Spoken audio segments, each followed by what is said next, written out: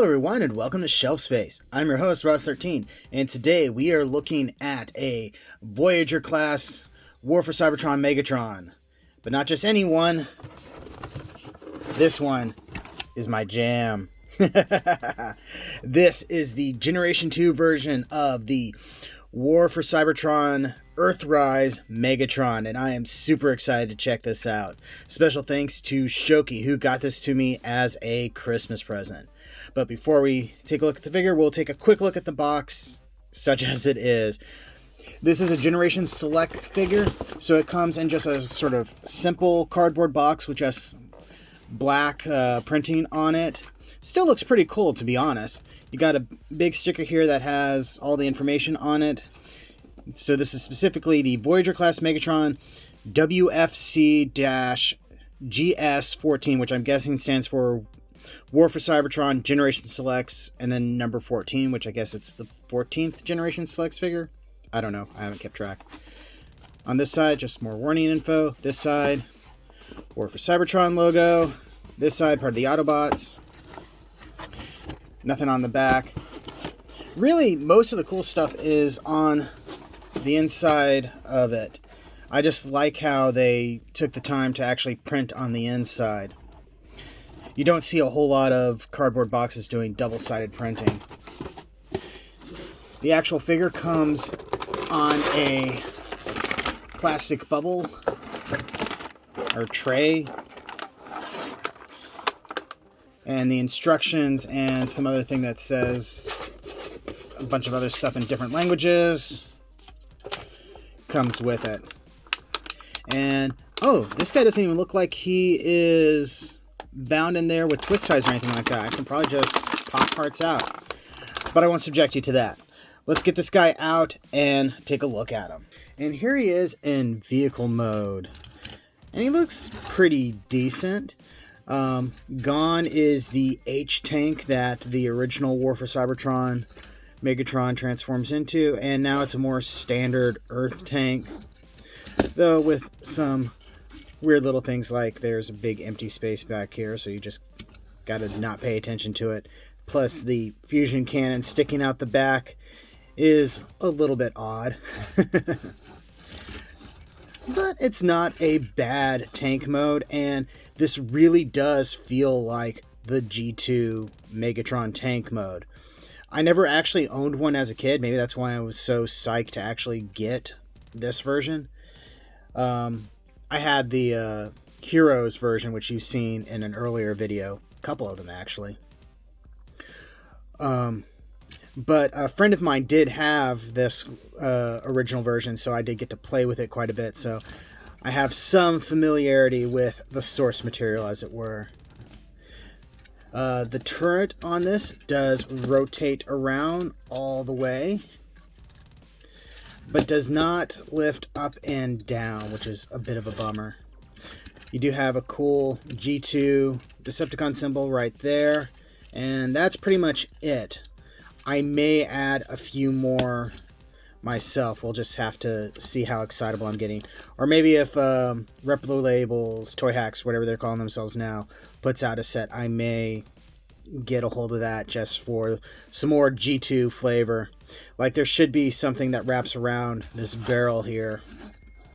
I think it would even say like Megatron Attack or something like that. But yeah, the bright green, purple, and the neon orange just really speak to me. This thing rolls pretty well. I don't think I have everything lined up 100%. Oh yeah, and if you flip him up, he's got visible everything syndrome. For comparison, here he is next to the previous G2 Megatron from Generation Selects. He's also all kind of wonky and stuff.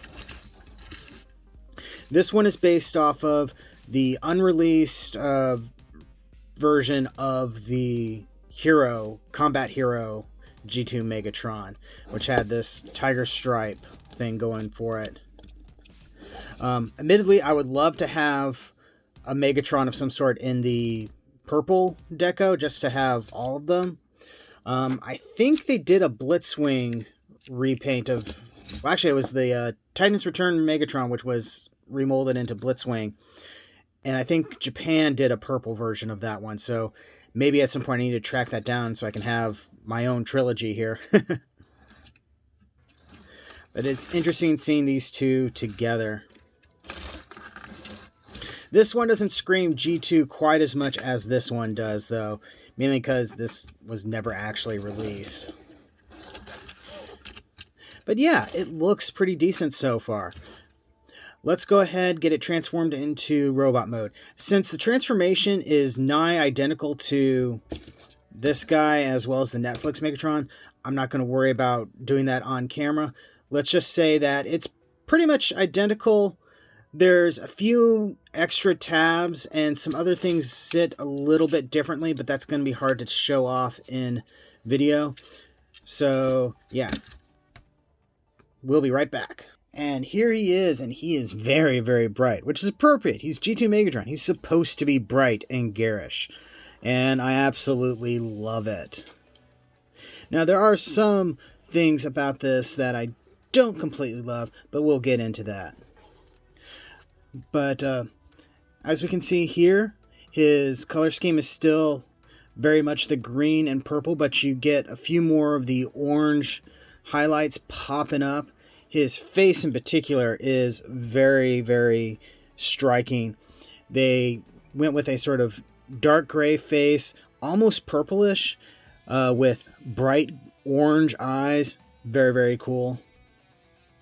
And then you have these orange spots right here that just really make everything pop. He is still very much a G1 Megatron in G2 colors, which is... You would think that wouldn't be as weird of a thing, but the way original G2 Megatron looked was a little bit different. And I'll put up a picture over here. But really, I dig the look of this so far. There's just a few things that I kind of wish they had done. For one, G2 Megatron did not carry his gun on his arm. He had it mounted on his shoulder. And there is no in-the-box way of doing this. Now, there are some people who've done some stuff in like Shapeways, and some other companies I think maybe have products on the way to do a conversion for that. So I may look into that. I've also seen people do a modification of this thing to pop it up on the shoulder. Oh wow, that got stuck in there. And so you get something like that. But with this part here, I just don't think it looks that great, so we'll just have to see. This is another part that kind of makes me scratch my head. The original War for Cybertron Megatron had a really neat sort of big sword gun thing. And they could have modified the barrel of it to look more like a traditional Earth tank barrel. But instead they opted to do this because they also took out some mechanisms in the shoulders to give it a more traditional tank look. So in changing this, they had to find a way to compensate for it and came up with this, and it doesn't look that great in robot mode. If they could do something more with these parts right here, I think that would go a long way of making this feel more coherent. But as is, it just feels like there's a box with a stabby thing on it and a tube sticking out the back. You can maybe rotate it around, but it still looks a little bit awkward. Then he has two arm-mounted cannons. It's a weird thing to include, and I just wish they had found a different way of doing it. Another thing that bugs me a little bit is the chest. As you saw in that picture, G2 Megatron had a completely different chest from original Megatron. I mean, I think the midsection was the same, but because of the way he transformed, he had most of the tank front sticking out there, and this doesn't have that. So it looks like a more G1 Megatron chest with some G2 markings on it, which is nice. But they left the Decepticon symbol off there because I guess technically it wasn't there in the G2 mold, but it just looks very barren. So I may actually put a G2 symbol right there because what else am I going to do? Part of me kind of hopes that maybe somebody on Shapeways or some other third-party company will make like a little add-on thing that you can just set down on there and then toss aside when you transform it to vehicle mode or something. That's an awful lot to ask for, though. Articulation-wise, it's nigh identical to the original one, which, you know what? I keep talking about the original one. Let's compare it. As you can see, this guy, he can shoulder mount his cannon because he's got ports up there, which are lacking on this guy. Again, kind of a weird thing. You can actually see that the arms are identical with the exception of this part is omitted on this figure and has been completely replaced with a new mechanism. The inner legs are the same. I think the feet are the same. And there's probably a lot of internal mechanisms that are also the same. Still, pretty cool to see these two together. This guy almost looks like he stands a little bit taller, but that could just be the way things are tilted. This guy feels like he's tilting back a little bit, which is weird. The tolerances on this guy also feel a little odd. He's overly tight in some places, super loose in others. Like this thing just freewheels here, almost. I mean, it's not enough to make me think that I got a bum figure, but it is a little bit odd. Also, I had to push this shoulder mechanism all the way up. When I took it out of the box, this arm immediately just sort of slid out. I'm like, what the heck's going on here? And I checked to see if this one had the same problem. It didn't. But basically, these parts weren't just pushed up all the way during assembly, or they had come loose during shipping or something. Anyway, overall, I dig this. I think, at least in my book, the G2-ness of this makes up for a lot of the problems it has. But I do wish it could have been a little bit better. Try to get him into some sort of interesting pose. The way his ankles work makes it a little bit hard. There we go.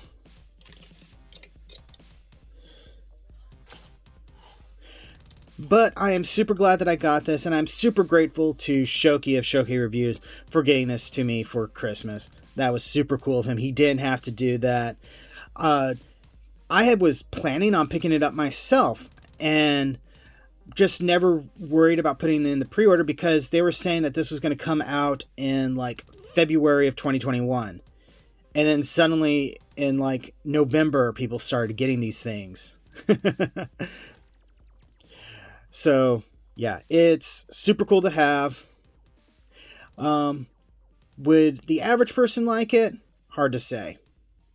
If you like G2 stuff, definitely get this. It definitely scratches that G2 itch that I really, really hope Hasbro and maybe even third-party people do more of, because G2 deserves more love. Anyway, that has been a review. Thank you very much for watching. Don't forget to like, comment, subscribe, all that fun YouTube stuff. Check the description below for links to my storefront where you can get official shelf space, t-shirts, and more. And yeah, thank you again, and I'll see you next time you invade my shelf space.